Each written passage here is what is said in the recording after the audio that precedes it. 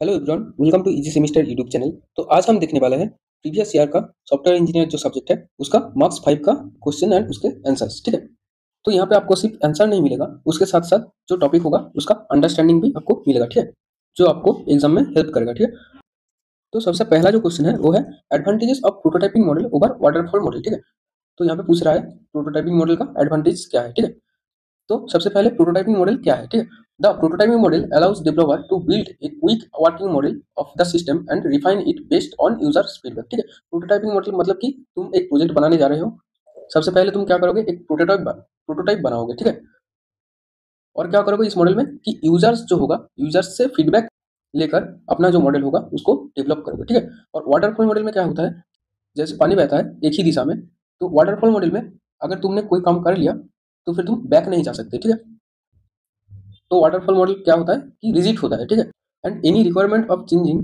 After the design stage become costly. मतलब अगर तुमने कोई काम कर दिया उसके बाद बैक नहीं जा सकते। ठीक है, अगर जाओगे तो फिर बहुत कॉस्टली होता है वो। ठीक है, तो अब हम देखेंगे एडवांटेज। तो पहला आता है बेटर रिक्वायरमेंट अंडरस्टैंडिंग। ठीक है, user can see a working model early. Prototyping model में क्या होता है, एक प्रोटोटाइप बिल्ड होता है तो वहाँ पे यूजर मॉडल को पहले ही देख सकता है। ठीक है, helps clarify unclear and evolving requirements. ठीक है, then reduce the risk of wrong और इनकम्प्लीट रिक्वायरमेंट्स। फिर जो आता है अर्ली यूजर इन्वॉल्वमेंट। तो यहाँ पे क्या होता है कि continuous feedback from users are at every prototype revision. मतलब कि हर प्रोटोटाइप को एग्जीक्यूट करने से पहले यूजर से फीडबैक मिलता है। ठीक है, users feel more engage and satisfied with the final system. मतलब कि यूजर क्या होता है, एंगेज रहता है और ज़्यादा सेटिस्फाई होता है। ठीक है, फिर जो आता है 3 नंबर पे अर्ली एरर डिटेक्शन। ठीक है, मतलब कि जो एरर होगा वो पहले ही डिटेक्ट हो जाएगा। ठीक है, design flaws, missing features and unusability problems are appear early. कोई अगर फीचर्स मिसिंग है तो यूजर पहले ही उसको फीडबैक में बता देगा। ठीक है, cost of fixing error is low compare to the late stage of waterfall. ठीक है, वाटरफॉल मॉडल में क्या होता है, अगर कोई एरर होता है उसको फिक्स करने का कॉस्ट क्या होता है, ज़्यादा होता है। ठीक है, प्रोटोटाइपिंग मॉडल से ज़्यादा। फिर जो आता है फ्लेक्सिबिलिटी एंड अडेप्टिबिलिटी। ठीक है, easy to make changes as the system evolves. Waterfall model is rigid, one a phase is completed, changes are expensive. ठीक है, फिर जो आता है इम्प्रूव सिस्टम क्वालिटी। यहाँ पे क्या बोल रहा है कि repeated refinement leads to a more use friendly and accurate system. मतलब कि हर बार फीडबैक लेके अपडेट जो कर रहे हैं उससे क्या हो रहा है, मोर यूजर फ्रेंडली हो रहा है। ठीक है, यहाँ पे conclusion, prototyping is more suitable than waterfall for projects with unclear requirements and where continuous user interaction is essential। तो जहाँ पे मेरा यूजर इंटरेक्शन मस्ट हो जाता है वहाँ पे हम प्रोटोटाइपिंग मॉडल यूज करेंगे। ठीक है, तो यहाँ पे मैं इस दोनों का डिफरेंस भी दे दिया हूँ, ये भी क्वेश्चन में आ सकता है कि प्रोटोटाइपिंग मॉडल और वाटरफॉल मॉडल का डिफरेंस क्या है। ठीक है, तो इसका आप स्क्रीनशॉट ले लेना। फिर जो क्वेश्चन आता है कि short notes on verification and validation. तो वेरिफिकेशन और वैलिडेशन का मतलब क्या है। ठीक है, तो verification checks are we building the product right. मतलब मैं जो प्रोडक्ट बना रहा हूँ वो क्या सही है कि नहीं। ठीक है, मान लो एक कोड लिख रहे हो। ठीक है, जो कोड लिख रहे हो वो सही लिख रहे हो कि नहीं। ठीक है, वो होता है वेरिफिकेशन। और वैलिडेशन क्या होता है कि मैंने जो कोड लिखा वो सही से रन कर रहा है नहीं। ठीक है, वेरिफिकेशन क्या बोलता है कि ensure software follows design specification and standards. मतलब कि मैंने जैसे डिजाइन किया वैसे बना कि नहीं, मैं जो स्पेसिफिकेशन डालना चाहता था वो मैंने डाला कि नहीं। ठीक है, ये सब वेरीफाई करते हैं। फिर आते हैं techniques, reviews, inspection, walk through and static analysis. इस टेक्निक से वेरिफिकेशन किया जाता है। ठीक है, इसका पर्पस क्या है, detect error without executing the program. Program execute करने से पहले ही एरर डिटेक्ट करता है। ठीक है, और वैलिडेशन क्या है, validation checks are we building the right product. मतलब मैंने एक कोड लिखा, ठीक है, उसका आउटपुट जो आने वाला था वो आउटपुट मुझे मिल रहा है कि नहीं, वो होता है वैलिडेशन। मैंने जो कोड लिखा वो वैलिड है कि नहीं। ठीक है, it confirms that the final software meets user needs. मतलब यूजर को जो चाहिए था उसको वो दे पा रहा है कि नहीं। ठीक है, यहाँ पे जो टेक्निक यूज होता है system testing, functional testing, user acceptance testing and dynamics testing. इस टेक्निक से हम वैलिडेशन को चेक करते हैं। इसका पर्पस क्या है, ensure the software performs correctly in real situation. मतलब कि मैंने जो सॉफ्टवेयर बनाया वो परफेक्टली काम कर रहा है कि नहीं। ठीक है, ये चेक करता है। ये हो गया वैलिडेशन एंड वेरिफिकेशन। ठीक है, इसका कंक्लूजन, वेरिफिकेशन मतलब प्रोसेस करेक्टनेस और वैलिडेशन मतलब प्रोडक्ट करेक्टनेस। ठीक है, प्रोसेस का मतलब क्या है, मैं एक प्रोडक्ट बिल्ड कर रहा हूँ तो फिर मैं बीच में जो काम टास्क मैंने लिया उसको प्रोसेस कहते हैं। ठीक है, और प्रोडक्ट जो मेरा मेरा जो फाइनल है, मैं यूजर को जो दूंगा वो होता है प्रोडक्ट। ठीक है, together they ensure complete software quality. ये वेरिफिकेशन और वैलिडेशन के बाद हम बोल सकते हैं कि मेरा जो सॉफ्टवेयर है या फिर मैंने जो प्रोडक्ट बनाया वो अच्छा क्वालिटी का है। ठीक है, तो ये क्या वेरिफिकेशन वैलिडेशन। ठीक है, इसके बाद जो आता है short notes on structured chart. ठीक है, ये 3 नंबर क्वेश्चन है। ठीक है, तो ये जो क्वेश्चन है ये आने का चांस बहुत लो है। ठीक है, फिर भी मैं डिस्कस कर रहा हूँ। तो स्ट्रक्चर चार्ट क्या है, ये structure chart is a diagram representing the modular structure of A system. एक मैंने प्रोजेक्ट बना रहा हूँ, ठीक है, या फिर मेरा एक सिस्टम है, उसका जो स्ट्रक्चर है, उसका जो टास्क होगा, उसको हम रिप्रेजेंट करते हैं मॉड्यूल से, उसको हम स्ट्रक्चर्ड चार्ट कहते हैं, ठीक है। It shows modules in top down hierarchical manner. ये जो पिक्चर है, ठीक है, यहाँ पे मॉड्यूल 1, मॉड्यूल 2, मॉड्यूल 3 ऐसे करके पूरा स्ट्रक्चर जो है हम रिप्रेजेंट करते हैं, ठीक है। अब इसका कंपोनेंट्स क्या क्या है, तो स्ट्रक्चर चार्ट में मॉड्यूल्स रहता है, कनेक्शन और एरोस रहता है और हायरार्किकल लेवल्स रहता है, ठीक है। ये मस्ट रहेगा ही, ठीक है। और इस यहाँ के इसके साथ क्या रख सकता है, कंडीशनल कॉल और लूप, ठीक है। हम मॉड्यूल्स को रेक्टेंगल से रिप्रेजेंट करते हैं, ठीक है, और कनेक्शन और एरर यहाँ पे डेटा फ्लो और कंट्रोल फ्लो, ठीक है, एरो से हम डेटा फ्लो और कंट्रोल फ्लो रिप्रेजेंट करते हैं, ठीक है। डेटा फ्लो के लिए हम ये वाला सिंबल यूज करते हैं और कंट्रोल फ्लो के लिए हम ये वाला सिंबल यूज करते हैं, ठीक है। कंट्रोल फ्लो में जो सर्किल रहता है वो डार्क करना पड़ता है और डेटा फ्लो में सर्किल खाली रहता है, ठीक है। फिर जो हायरार्किकल लेवल 1 2 करके हम ऐसे लेवल डिनोट करते हैं, ठीक है। कंडीशनल कॉल को हम कैसे रिप्रेजेंट करते हैं, डायमंड शेप से, ठीक है। और लूप को हम यहाँ पे पिक्चर में देखिए, ये जो है एरो सेल लूप ऐसे करके हम लूप को रिप्रेजेंट करते हैं, ठीक है। तो ये जो है ये स्ट्रक्चर चार्ट का एक पिक्चर है, ठीक है। यहाँ पे मॉड्यूल है, यहाँ से ये जो हो रहा है ये कंट्रोल फ्लो हो रहा है, यहाँ से ये जो हो रहा है ये डेटा फ्लो हो रहा है, ठीक है। और ये जो डायमंड शेप है, कंडीशनल का मतलब हुआ इफ एल्स स्टेटमेंट, ठीक है। अगर ये हुआ तो ये, अगर ये हुआ तो ये, ऐसा होता है, ठीक है। आई होप स्ट्रक्चर चार्ट जो है ये आपको समझ में आ गया है, ठीक है। और इसका जो कंपोनेंट्स है उसको कैसे हम रिप्रेजेंट करते हैं, ठीक है। इसके बाद जो आता है इसका पर्पस एंड बेनिफिट्स, ठीक है। इसका पर्पस क्या है, to break the system into smaller manageable modules, ठीक है। मैं पूरा सिस्टम को स्मॉल स्मॉल मॉड्यूल्स में तोड़ रहा हूँ, ठीक। To show relationship between modules, मतलब कि दोनों मॉड्यूल्स में कहाँ पे डेटा फ्लो हो रहा है, कहाँ पे कंट्रोल फ्लो हो रहा है, ये रिलेशनशिप मैं शो कर सकता हूँ। To support modular and structured programming, ठीक है। तो ये हो गया इसका पर्पस। इसके बाद बेनिफिट्स में इम्प्रूव्स रीडेबिलिटी, मतलब कि मैं अच्छे से समझ सकता हूँ उसको।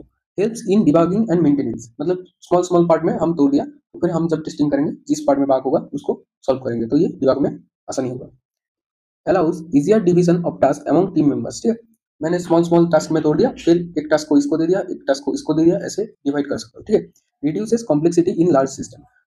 तो ये गया स्ट्रक्चर चार्ट का purpose and benefits. I hope ये समझ में आ गया होगा। नेक्स्ट जो क्वेश्चन है, व्हाट इज डेटा डिक्शनरी, ये 4 नंबर क्वेश्चन है। What is the significance of it use, ठीक है। तो डेटा डिक्शनरी क्या है, ये data dictionary is a central repository containing detailed information about all data elements used in a system। एक system में जितना डेटा हम यूज कर रहे हैं उसका डिटेल इन्फॉर्मेशन ये डेटा डिक्शनरी में स्टोर होता है, ठीक है।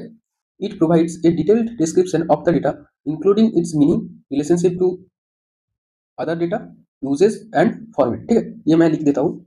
तो डेटा डिक्शनरी ये प्रोवाइड करता है, ठीक है। अब जो आता है कंटेंट्स ऑफ डेटा डिक्शनरी, मतलब कि एक डेटा डिक्शनरी में क्या क्या कंटेंट होता है और इसका कंपोनेंट क्या है, ठीक है।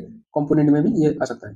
तो पहले रहता है डेटा नेम, फिर डेटा टाइप एंड साइज, फिर फॉर्मेट एंड रेंज, तब अलाउड वैल्यूज, फिर सोर्स एंड डेस्टिनेशन, फिर रिलेशनशिप विद अदर एलिमेंट्स, ठीक है। ये सब रहता है। इसके अलावा भी टेक्निकल मेटाडेटा, बिजनेस मेटाडेटा, ये सब भी रहता है, ठीक है। तो ये हो गया इसका कंपोनेंट्स। अब ये जो है ये इसका डेटा डिक्शनरी का इंपॉर्टेंस, इसके बारे में भी आपको 5 मार्क्स का लिखने के लिए बोल सकता है, ठीक है, कि डेटा डिक्शनरी का सिग्निफिकेंस या फिर इंपॉर्टेंस क्या है।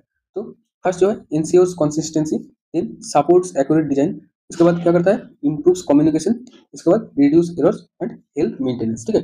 तो ये सब के लिए डेटा डिक्शनरी जो है वो इंपॉर्टेंट है, ठीक है। आई होप ये समझ में आया होगा। इसके बाद जो क्वेश्चन है, why low coupling and high cohesion are features of good design, ठीक है। तो ये 5 मार्क्स का क्वेश्चन आ सकता है। तो सबसे पहले हमको समझना होगा कि कपलिंग एंड कोहेशन क्या है, ठीक है।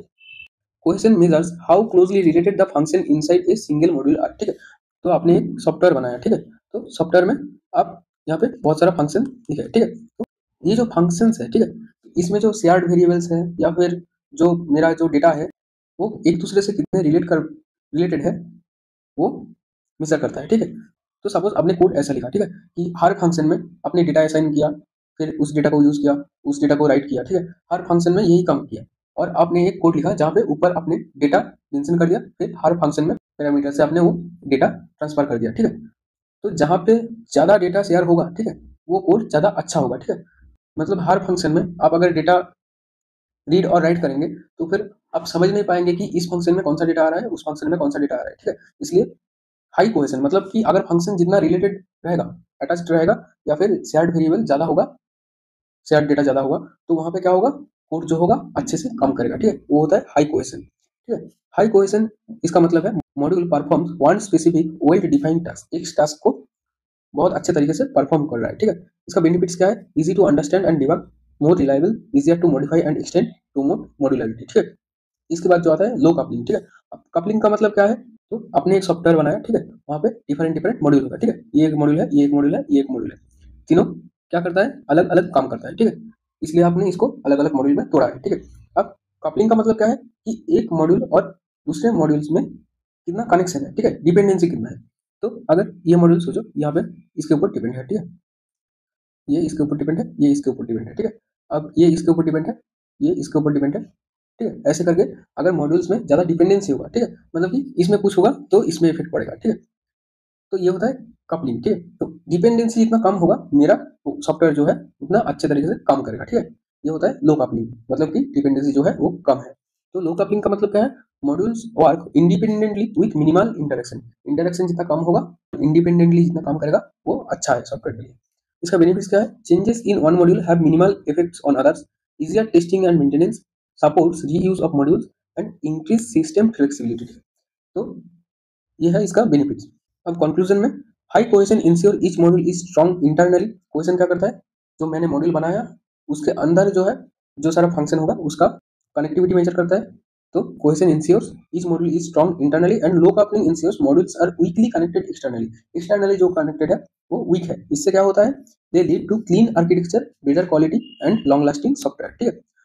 तो ये होता है low coupling and high coupling और फीचर्स ऑफ गुड डिजाइन, ठीक है। तो यहाँ से आपको 5 मार्क्स का लिखने के लिए बोल सकता है कि कपलिंग क्या है, कोहेशन क्या है, ठीक है। या फिर आपको 5 मार्क्स का ये क्वेश्चन भी आ जाता है कि क्यों low coupling and high coupling good feature है।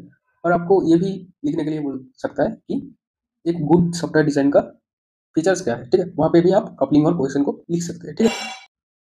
तो यही था इस वीडियो में, मैंने जो 5 क्वेश्चन होता है मार्क्स 5 का वो मैंने डिस्कस किया। आई होप आपको समझ में आया होगा, ठीक है। इस वीडियो के लिए इतना ही था, थैंक यू।